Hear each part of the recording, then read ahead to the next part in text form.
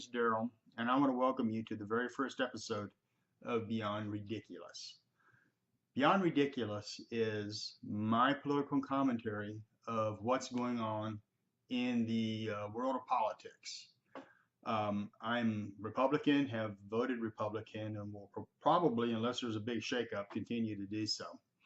Anyway, the reason why I've started this channel called Beyond Ridiculous is because seeing what's going on in the world of politics right now, how polarized everything is between the left and the right, I just could sit quiet no longer. I had to at least put what I consider to be some rational thoughts out there from a person that's living what I consider to be a normal life in America.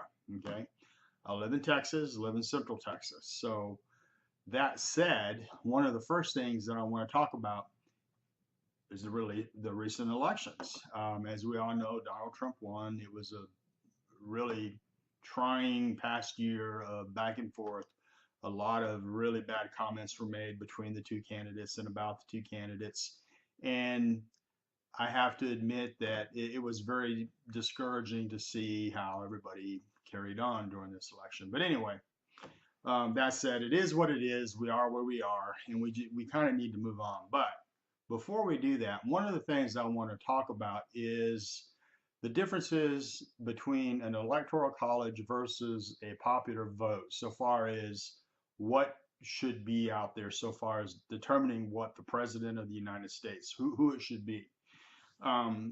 Now, I have a lot of friends that are Democrat, and they gave me a hard time, still are, of the fact that Hillary won the popular vote. Okay, I concede. She did win the popular vote. And full disclosure, at one point in time, I was a huge proponent of letting the popular vote determine who our president should be. There are arguments out there that do make a lot of sense for it. However, I did some digging and my view has changed. Now, let me tell you why. And it's not because I wanted Donald Trump to win or I'm a Republican or anything like that. It goes beyond that. Okay. The first fact that came to my mind was you cannot win the electoral college, the electoral vote, without carrying the popular vote in the majority of the states. Okay. So what exactly, digging a little further, what does that mean? I always like to dig behind the numbers and the meaning and stuff like that. Well, what that means to me is this. We live in the United States of America. Now, why is that important? For you to be able to live in United States of America or the United States of any country, each state has to have its own sovereignty. And that sovereignty must exist at the federal level. Now, what that means is this. You have to be able to have equal representation for each state at the federal level. Because if you don't, guess what?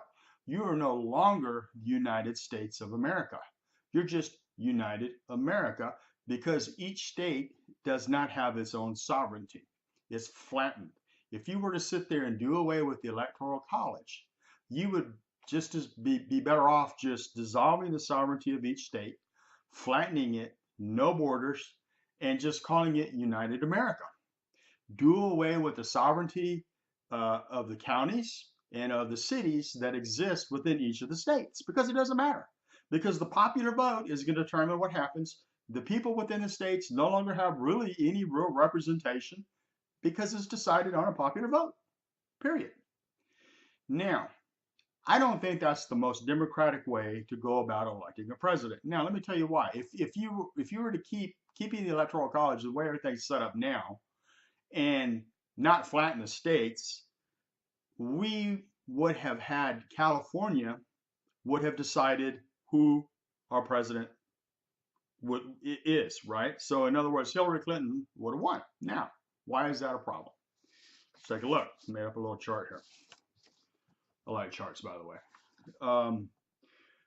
Anyway, the popular vote. Hillary, 65.8 million. Trump, 62.9 million. Difference of 2.8 million. It's clear. She won the popular vote. No argument. No argument for me.